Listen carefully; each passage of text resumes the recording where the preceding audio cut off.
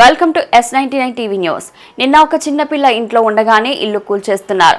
సామాన్లు బయట కూడా తీసుకొనివ్వకుండా కూల్చేస్తున్నారు. ఇంత దుర్మార్గమా?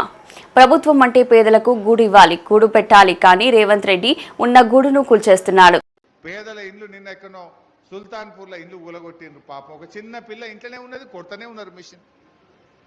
వాళ్ళు పాపం కట్టు బట్టలతో రోడ్డు మీద పడ్డారు. ఇంట్లో సామాన్ కూడా తెచ్చుకోవడానికి ఛాన్స్ ఇస్తలేరు. ఇంట్లో ఉన్న కుర్చీలు, గ్యాస్ స్టవ్, సిలిండరు అట్లనే పెట్టి కూలగొడుతున్నారు.